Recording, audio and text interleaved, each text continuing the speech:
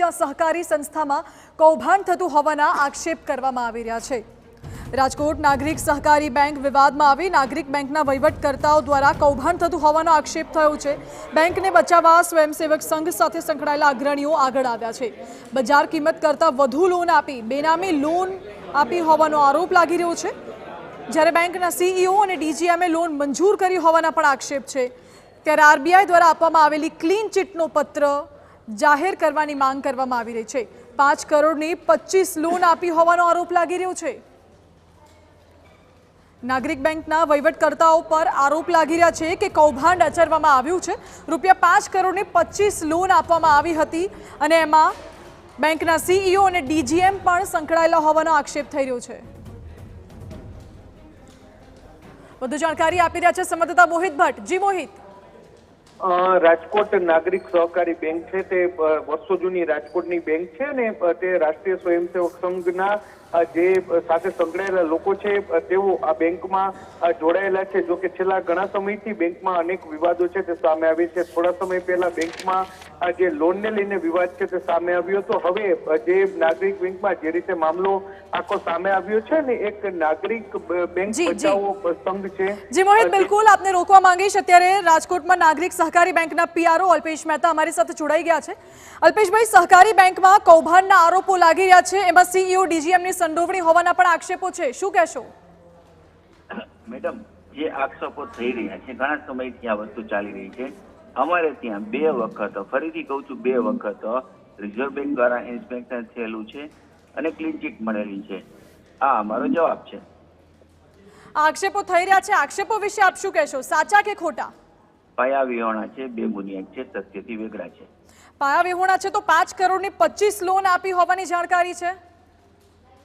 કહું છું પહેલેથી જ કે આ આક્ષેપો સાવ ખોટા છે। રિઝર્વ બેંક દ્વારા ક્લીન ચીટ મળેલી છે, પરંતુ બેંકના સીઈઓ અને ડીજીએમ નું નામ પણ ખુલેલું છે અને એ લોકોએ જ લોનની મંજૂરી આપી હતી।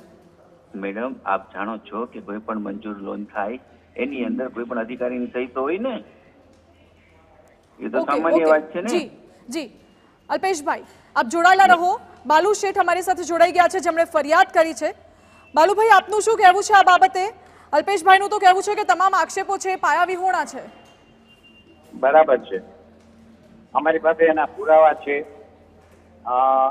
આ જ લોન બાબતે બેંકના અધિકારી 2 અધિકારીઓએ રિપોર્ટ આપ્યો છે, જેમાં છેતરપિંડી થઈ છે એવું કીધું છે। એ બેંક પાસે પણ એનો કાગળ છે અને અમારી પાસે પણ છે। અલ્પેશભાઈ ખોટું બોલી રહ્યા।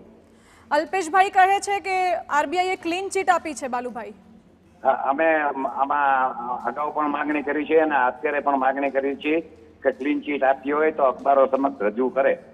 ઓકે બાલુભાઈ, લાઈન ઉપર અલ્પેશભાઈ પણ છે, શું કહેશો? અમારી ફરીથી એક જ વાત છે, આક્ષેપો તદ્દન ખોટા છે, સત્યથી વેગળા છે।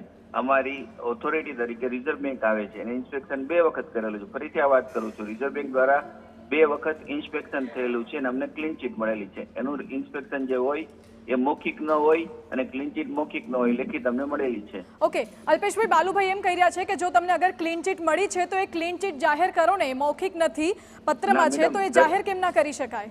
એટલા માટે કે બેન્કિંગ વસ્તુઓ દરેક પબ્લિક ડોક્યુમેન્ટ ન મળી શકે।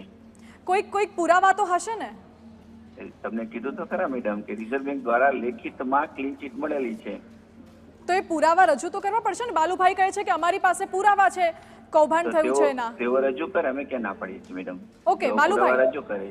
બાલુભાઈ, અમે કહીએ છીએ કે આ વસ્તુ તમે રિઝર્વ બેંકે તમને કંઈક આપ્યું છે, ક્લીન ચીટ આપી છે, આ દસ્તાવેજો જોયા છે, આ કૌભાંડોના દસ્તાવેજો જોયા છે અને એના ઉપર ક્લીન ચીટ આપી છે તો રજૂ કરે। દૂધનું દૂધ ને પાણીનું પાણી થઈ જશે, અમારી વાત ખોટી પડશે। એ નથી રજૂ કરતા તો અમે ના છૂટકે 1 by 1 એના પુરાવાઓ રજૂ કરશું, કારણ કે આ પુરાવા જો રજૂ થશે પબ્લિકમાં તો હડકંપ મચી જશે અને અમારે બેંકને કોઈ નુકસાન કરવાની ઈચ્છા નથી। ભાઈ બાલુભાઈ, આપની પાસે કયા કયા પુરાવા છે જણાવશો? આ લોન અંગેના સૌથી મોટો પુરાવો બેંકના જ અધિકારીઓએ આપેલો રિપોર્ટ છે, એમાં જેટલી ઇરેગ્યુલરિટીઝ ઓબ્ઝર્વ થઈ છે એના પુરાવા છે। એનો પોતાનો જ કાગળ છે બેંકના અધિકારીનો, એના જનરલ મેનેજરને લખેલો કે ભાઈ એટલી આ 25 લોનમાં આટલી છેતરપિંડી થઈ છે। આવા એનો પુરાવો છે અમારી પાસે। ઓકે. ને એના બધા એના પુરાવાના પ્રૂફ છે અમારી પાસે. ઓકે, બિલકુલ. બાલુભાઈ, અલ્પેશભાઈ, આપ બંનેનો આભાર. ખાસ વાત તો એ છે કે બંને તરફથી આક્ષેપ કરવામાં આવી રહ્યા છે. રાજકોટ નાગરિક સહકારી બેંકમાંથી અલ્પેશ મહેતા જોડાયા હતા. તેમનું કહેવું હતું કે આરોપો પાયા વિહોણા છે, જ્યારે ફરિયાદીનું કહેવું છે કે અમારી પાસે તમામ પુરાવાઓ છે.